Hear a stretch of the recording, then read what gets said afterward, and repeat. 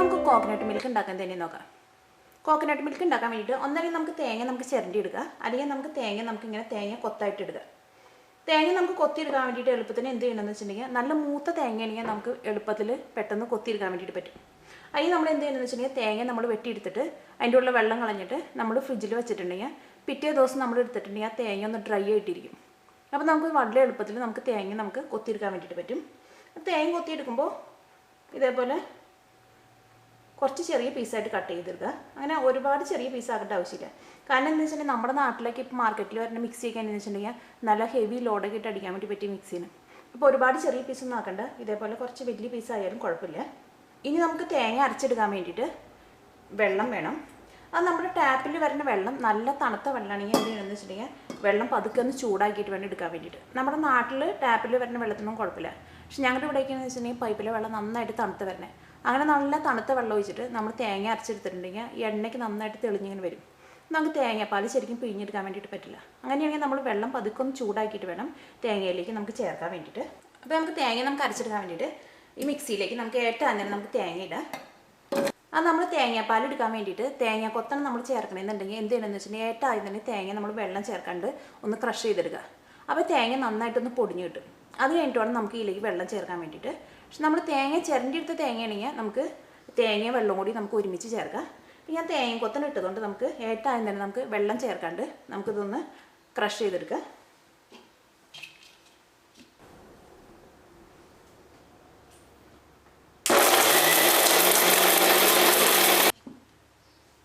ഇപ്പോൾ നമ്മുടെ തേങ്ങ നന്നായിട്ട് പൊടിഞ്ഞ് കിട്ടിയിട്ടുണ്ട്. ഇനി ഇതിലേക്ക് നമുക്ക് വെള്ളം ചേർത്തിട്ട് തേങ്ങ അരച്ചെടുക്കാം.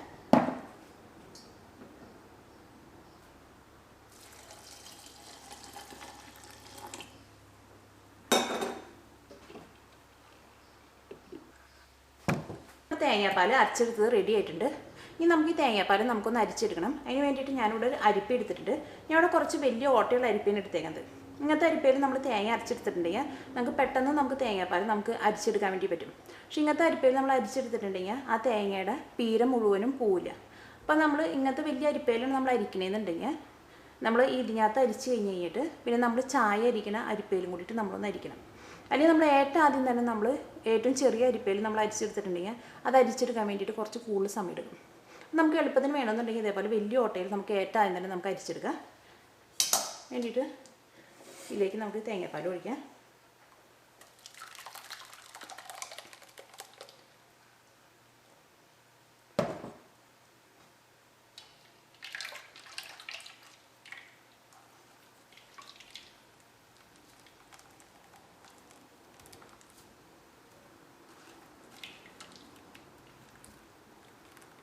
ഈ തേങ്ങ നന്നായിട്ട് കൈ കൊണ്ട് നമ്മളിങ്ങനെ പിഴിഞ്ഞെടുക്കണം. എന്നാൽ മാത്രമേ പാല് നമുക്ക് നന്നായിട്ട് കിട്ടുള്ളൂ.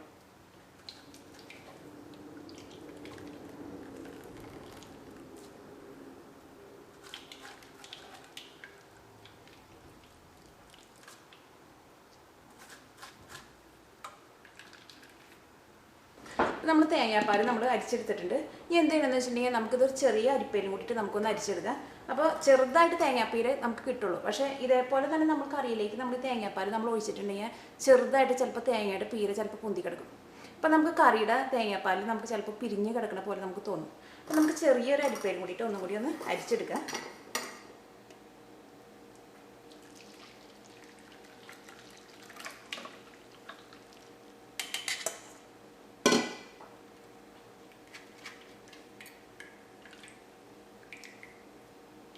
തേങ്ങാപ്പാൽ നമ്മൾ പിഴിഞ്ഞെടുത്തപ്പോൾ നമുക്ക് വളരെ കുറച്ച് തേങ്ങാപ്പീരേ നമുക്ക് കിട്ടിയിട്ടുള്ളൂ. പക്ഷേ ഇത് നമ്മളിങ്ങനെ അരിക്കാണ്ട് നമ്മൾ കറിയിലേക്ക് ചേർത്തിട്ടുണ്ടെങ്കിൽ ആ തേങ്ങയുടെ പീര ഇങ്ങനെ കറിയിൽ പൊന്തി കിടക്കും.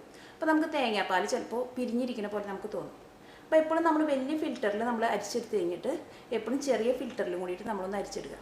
അല്ലെങ്കിൽ നമ്മൾ ഏറ്റവും ആദ്യം തന്നെ നമ്മൾ ഇതേപോലത്തെ ചെറിയ അരിപ്പയിലാണ് നമ്മൾ അരിച്ചെടുക്കണമെന്നുണ്ടെങ്കിൽ കുറേ കൂടുതൽ സമയം എടുക്കും നമുക്ക് തേങ്ങാപ്പാൽ നമുക്ക് പിഴിഞ്ഞെടുക്കാൻ വേണ്ടിയിട്ട്. അപ്പോൾ ഏറ്റവും ആദ്യം നമുക്ക് വലിയ അരിപ്പയിൽ പിഴിഞ്ഞെടുത്തിട്ട് ഇങ്ങനെ ചെറിയ അരിപ്പയിൽ നമുക്ക് അരിച്ചെടുക്കുക. അപ്പോൾ നമ്മുടെ തേങ്ങാപ്പാൽ റെഡി ആയിട്ടുണ്ട്. ഇങ്ങനെ നമ്മൾ ഏറ്റവും ആദ്യം പിഴിഞ്ഞെടുക്കണ പാലിനെയാണ് നമ്മൾ ഒന്നാം പാലെന്ന് പറയുന്നത്. ഇനി നമുക്ക് രണ്ടാം പാൽ വേണമെന്നുണ്ടെങ്കിൽ നമ്മൾ മാറ്റി വെച്ചേക്കുന്ന ആ തേങ്ങയുടെ പീരയിൽ നമ്മൾ കുറച്ചും കൂടി വെള്ളം ചേർത്തിട്ട് ഒന്നും കൂടി നമ്മൾ മിക്സിയിൽ ഇട്ടിട്ട് നമ്മളൊന്ന് അരച്ചെടുക്കണം. എന്നിട്ട് നമ്മൾ പിഴിഞ്ഞെടുക്കണം. അതിനാണ് നമ്മൾ രണ്ടാം പാൽ എന്ന് പറയുന്നത്.